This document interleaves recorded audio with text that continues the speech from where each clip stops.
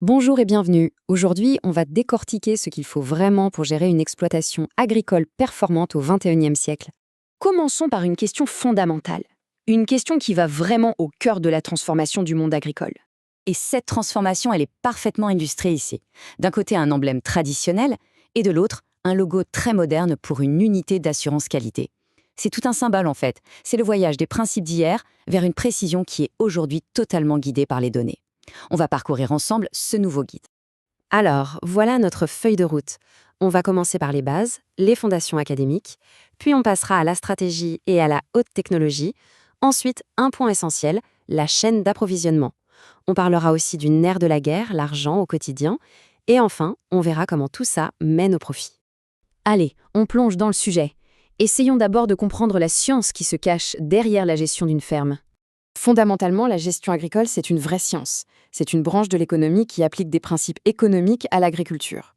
Ces informations, par exemple, sont basées sur des documents de l'Université de Bénin. Et les objectifs sont plutôt clairs, hein. Le but, c'est bien sûr d'avoir le meilleur rendement économique, mais attention, pas à n'importe quel prix. Il faut aussi préserver la fertilité du sol et tous les actifs de la ferme sur le long terme. L'équation idéale, c'est le plus grand rendement pour les coûts les plus bas. D'accord, ça, c'est la théorie. C'est bien beau, mais comment cette théorie académique se traduit-elle dans le monde hyper technologique et rapide de l'agriculture d'aujourd'hui? Justement, passons au guide moderne. On va voir comment la technologie est en train de révolutionner absolument tous les aspects de l'agriculture. La stratégie clé aujourd'hui, c'est ce qu'on appelle l'agriculture de précision. L'idée, c'est d'utiliser la technologie pour appliquer les ressources exactement là où il faut et quand il faut. Ça permet de surveiller les cultures au plus près, de réduire la consommation d'eau, de pesticides, bref, de minimiser le gaspillage. Et l'impact pratique, il est bien réel. On utilise des capteurs pour connaître les conditions environnementales en temps réel, des systèmes d'irrigation intelligents qui font économiser énormément d'eau, et surtout, on analyse des données pour prendre des décisions beaucoup plus éclairées. Les fermes modernes vont même jusqu'à adopter des méthodes de contrôle qualité qui viennent de l'industrie, comme le Lean ou le Six Sigma. Le but? Optimiser les opérations, réduire le gaspillage et garantir un produit d'une qualité irréprochable. Mais une exploitation qui réussit, ce n'est pas seulement une exploitation qui produit bien. C'est aussi une exploitation qui arrive à livrer ses produits efficacement jusqu'au consommateur. Et là, chaque étape de la chaîne logistique est millimétrée. C'est une vraie chorégraphie. Le chargement, pas plus d'1 heure. Le transport, 3 ou 4 heures. Le déchargement, 1 heure. Tout est fait pour réduire les pertes et garantir une fraîcheur maximale. Donc, le point crucial à retenir, c'est ça. Une chaîne d'approvisionnement bien gérée, c'est tout aussi important qu'un champ bien géré. C'est ce qui fait la différence. Allez, maintenant, on aborde la partie la plus intense du guide, la gestion financière, la gestion de tous les jours, celle qui est implacable.